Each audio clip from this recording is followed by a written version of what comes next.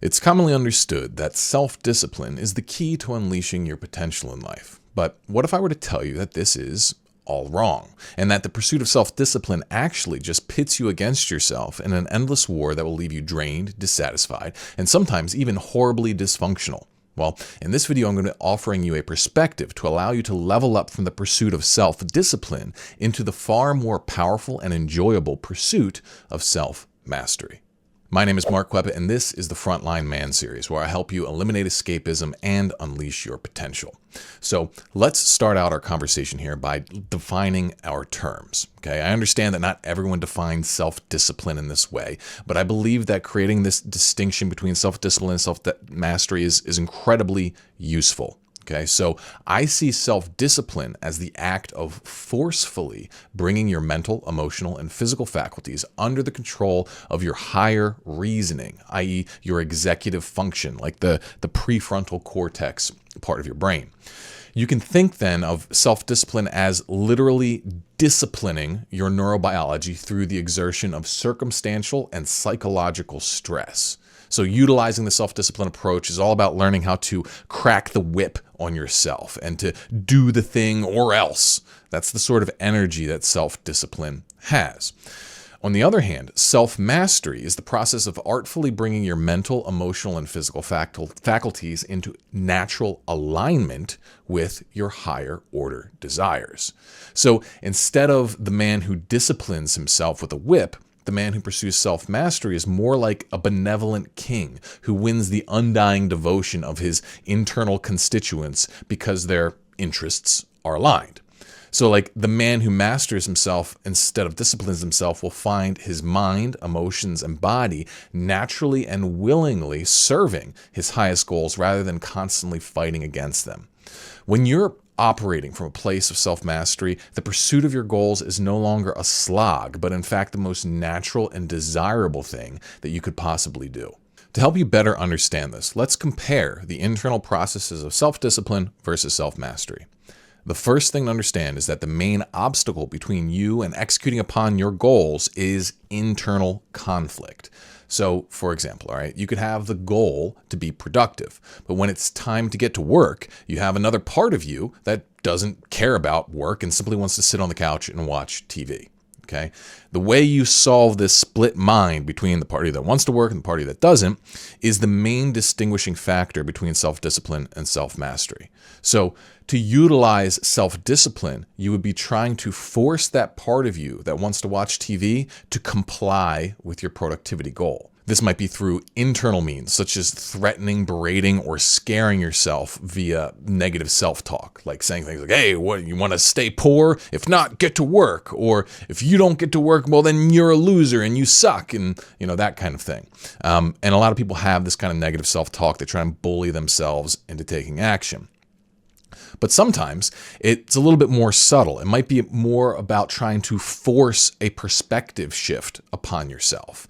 It's like saying to yourself, hey, work's not a big deal, just get started and it'll be easy. Or you'll be happier in the long run if you just do the work. Just listen to me, just hear what I'm saying.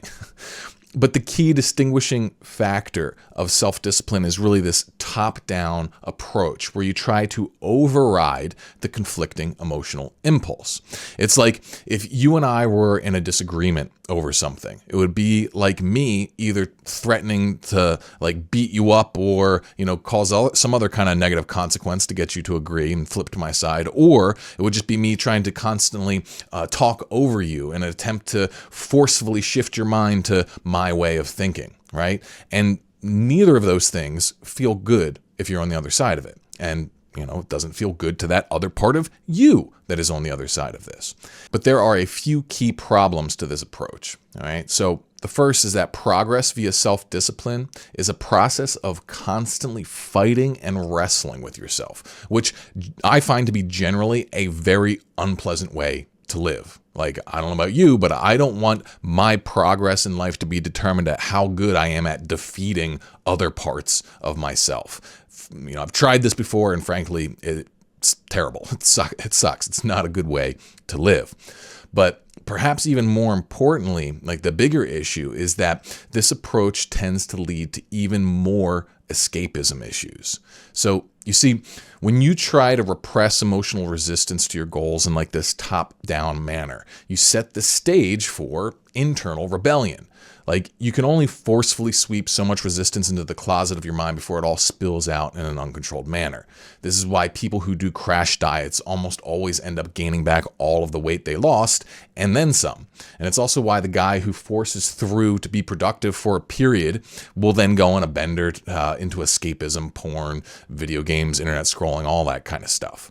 And for some people, like this, when they squash things down, they repress, and they get some progress, that repressed energy will leak out in other ways. Like, there have been, so many examples of highly successful guys who are clearly disciplined in some areas of their life, then having like crazy things like sex scandals and substance abuse, or just being generally like shitty to other people. I believe that in most cases, this is the natural result of their discipline in one area, leading to repression that just spills out in a toxic and uncontrolled manner in other areas. So, while self-discipline tries to force this top-down control, self-mastery instead takes a bottom-up approach to handling internal conflict. So let's now look at self-mastery. How does that handle internal conflict? Well, where self-discipline tries to force a top-down sort of control, self-mastery instead takes a bottom-up approach to handling internal conflict. So instead of viewing the conflicting emotions inside of you as an enemy that needs to be put down, you view them as valid aspects of yourself that need to be treated with dignity. So in that situation where you're struggling to be productive, okay, instead of yelling at that part of you or trying to manipulate that part of you to just, get with the program, you treat that part with dignity and you try to create a true win-win situation with it. Right? It's just like that's how you'd want me to treat you if we were trying to work something out, try to create a win-win with you rather than just steamrolling you. Well, that's how we have to treat ourselves. Okay. And to do this requires that you work to understand what the conflicted part of you truly wants and then look to serve that ultimate core desire. So, you got to dig into it a little bit. It's like, so that part of you wants to watch TV. Well, ask it why. Why do you want to watch TV instead of work? And you gotta listen. Is it because you're tired? Well, maybe you need a break or a meal or to get on a better schedule or to plan, maybe you're going to do it later, okay? Is it because you're nervous or uncertain about the work that you're supposed to do? Maybe you need to create a plan to address that nervousness. Maybe you need to spend some time doing some positive self-talk. Maybe you need to walk through some contingencies or whatever to calm that part of yourself down so it's not so resistant. Maybe you don't want to work because maybe you feel like that's all you do. Maybe you feel like all you do is uncomfortable stuff and you have no pleasure in your life. So in that case, maybe you need to organize some more fulfilling downtime and fun into your schedule so that you can get to work knowing that it's not just work in your life, that you have fun things to look forward to. You have real relaxation. And maybe it's because your work, it's actually not plugged into anything bigger. It doesn't serve any bigger purpose to motivate you. If you want to hear more about that, check the last video. And maybe in that case, you got to spend some time reconnecting with your bigger motivating plan and vision. And the thing is, there's no one clear one size fits all to any situation. It's a matter of actually understanding yourself. Like, if you were going to be a king who is trying to win over people, you got to understand what those people want, right? And if you can figure out what they want and you can serve their desires, well, then they're going to serve you far better. And so it's like, that's really what this is all about. I see every single person as like a society of one. All your different sub-personalities and psychological appetites are like different members inside of you. Self-discipline is the process of trying to rule these aspects with an iron fist. And when you invest energy into this approach, you might gain temporary progress, but it always leads to internal rebellion and conflict down the line. However, when you invest into self-mastery, not only will this let you make great progress in the moment, that investment actually compounds into greater internal alignment and synergy between your different aspects, which just makes continued progress easier and more natural as you go.